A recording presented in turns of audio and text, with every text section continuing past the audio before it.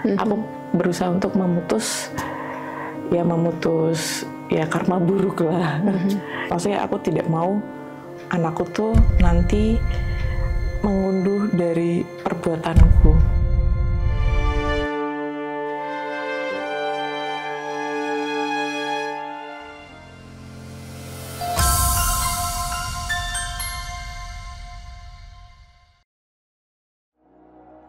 Sekarang Mbak kemudian tiba-tiba ditinggalkan oleh suami begitu saja, dan Mbak kemudian sempat untuk membatalkan kehamilannya jika memang suaminya tidak datang gitu.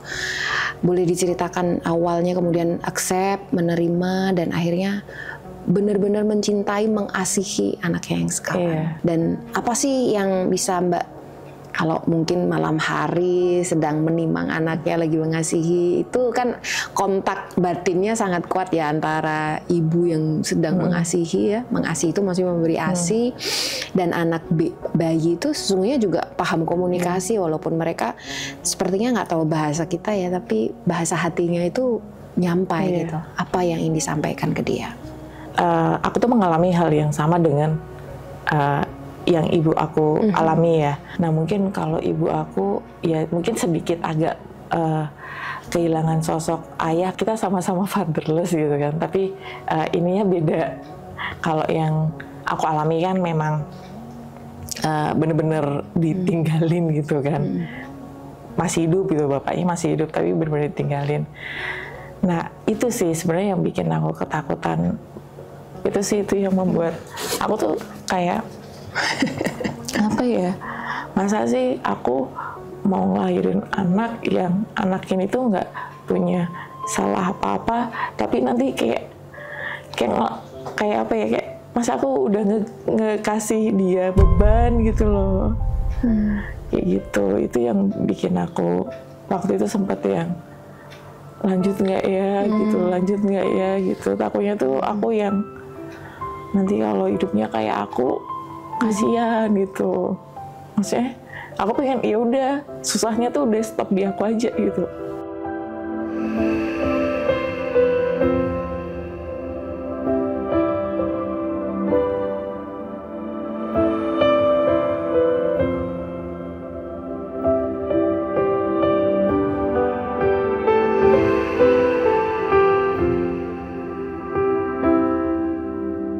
Di usia kandungan berapa bulan, Mbak?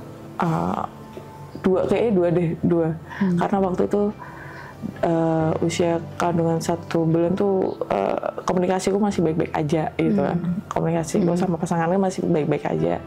Terus yang di bulan kedua kok makin gini gitu kan. Akhirnya gitu kepikiran, kasihan anak ini kan ketika kita melahirkan ke dunia ya harus diberikan yang terbaik. Tapi kok udah dari awal diberikan yang buruk gitu kan, maksudnya dengan ya harus ditinggalin lagi sih gitu kan.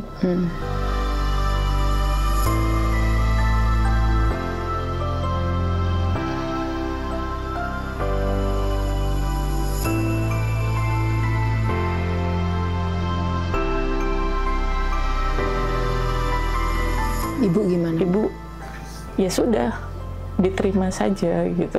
Ya pertama ke teman-teman dulu sih, belum bilang ke orang tua kan. Terus teman-teman bilang udah besarin. Kalau kamu nggak sanggup, nanti aku yang akan ngebiayain. Aku tuh teman-temanku ya. Aku yang akan ngebiayain anak ini gitu. Terus ya udah, aku dari situ mikir orang lain aja bisa bertanggung jawab atas anakku, kenapa aku sendiri enggak sih?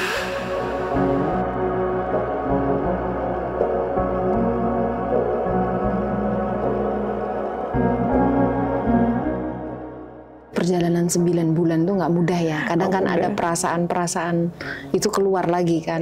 Makin lama makin dia nendang, ada rasa-rasa takut juga gitu.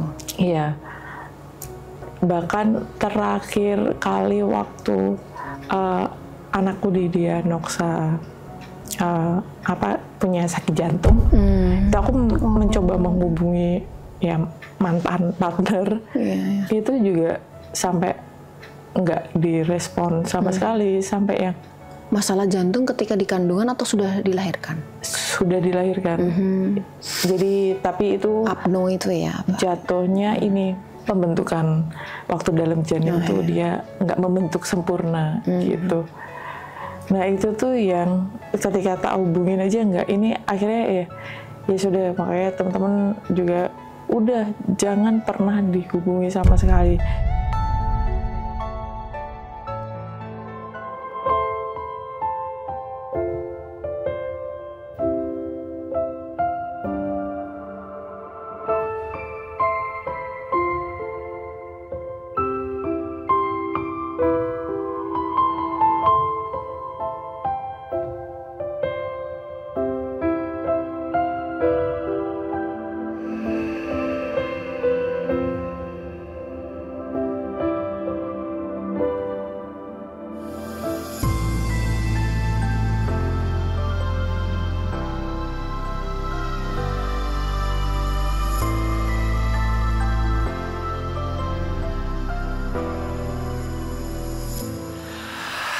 Indah kan tampaknya wanita mandiri ya, wanita karir dulu ya, pernah bekerja di Bali sebagai manajemen level, kemudian sekarang juga writer, freelance writer ya di sebuah production house dan banyak hal lah. Artinya wanita yang bisa berdiri dengan kakinya sendiri gitu.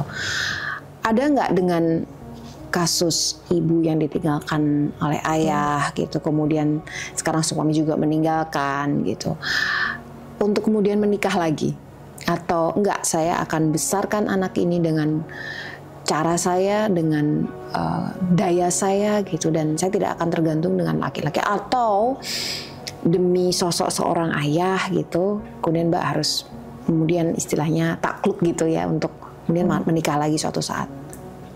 Belum kepikiran menikah lagi saat ini lebih ke gimana caranya ngebesarin anak ini dengan semestinya.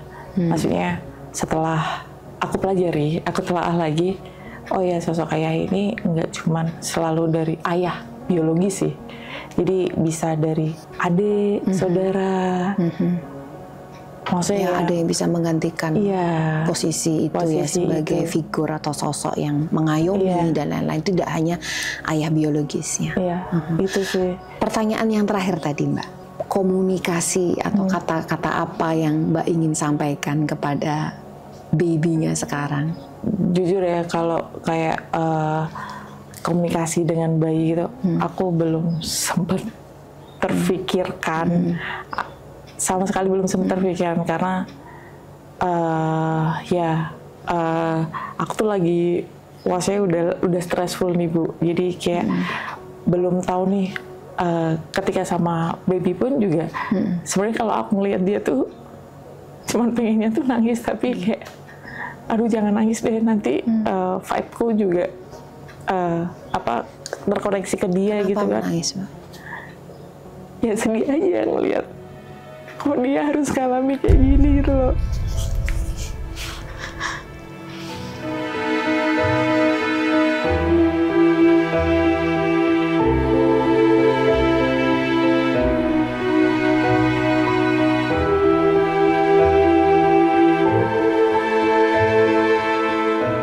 Mengalami sesuatu yang dia hanya dapat getah gitu ya, padahal nggak bersalah gitu, tapi dia mendapatkan getah. Aku selalu kebayang-bayang sama apa yang aku alamin sih. Maksudnya kayak ketika lihat dia tuh kayak aku takut kalau apa yang aku alamin tuh dialami dia. Gitu sih. Jadi cuman kalau lihat dia tuh cuman sedih aja. Ya maksudnya masih banyak ketakutan gitu. Makanya aku nggak ngasuh sendiri ya, karena nanti jadinya aku nangis terus gitu kan. Ada baby blues ya. Kayak gitu. Terus mau ambil terapi. Ya, terapi untuk aku sendiri, untuk aku tuh mau kayak harus mengklirkan diriku gitu loh, untuk biar nanti nih aku memutus kayak rantai rantai karmaku. Kayak apa ya tadi istilah kalau bisa saya bilang kutukan atau apa ya, itu yang kurang baik ya, karma kurang yang baik kurang baik. Ya, biar aku tuh bisa ngasuh anakku tuh lebih baik gitu loh. Gitu sih Bu. Itu sih karena ya apalagi anaknya perempuan ya. Kalau kita nggak, kalau aku rentan. sendiri ya nggak clear dengan diriku, aku akan susah untuk iya kan, gimana orang aku, ya untuk diri sendiri aja aku belum clear gimana aku ngedidik anak gitu kan, gimana aku ngebesarin anak. Orang aku ngehandle diriku aja sendiri kayak ibarat belum bisa gitu. Handle tuh dalam arti kata emosional ya, maksudnya ya aku tuh ternyata masih banyak trauma-trauma yang hinggap, yang hadir tanpa disadari itu tuh. Jadi ingin terapi terapi alam bawah sadar itu tadi, bahwa semuanya harus diselesaikan dari sana. Iya, diselesaikan dari situ supaya ya aku ke depannya bisa, ya aku gagal jadi anak tapi aku nggak mau gagal jadi ibu gitu.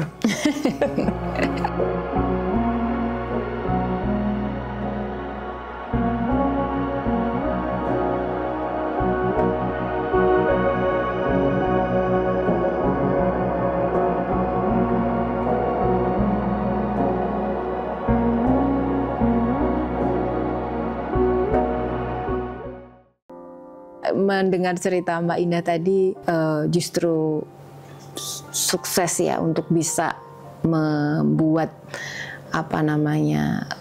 orang tuanya bangga gitu sebagai perempuan mandiri, perempuan yang tidak hanya menengadahkan tangannya pada ya kan laki-laki gitu, tapi memang terpeleset sedikit karena tidak punya gambaran sosok ilustrasi seorang ayah yang hebat yang seharusnya ada itu seperti apa, sehingga kemudian salah memilih tadi ya pasangan suami gitu. Boleh nggak pesan kepada seluruh anak-anak ya ada di sana, bahkan mungkin yang masih baby nggak apa-apa, termasuk anak Mbak Indah gitu, pesan untuk kuat, untuk bisa menjadi anak yang lebih memahami kondisi orang tua atau bisa menerima, accept dan lain-lain. Mungkin bisa disampaikan.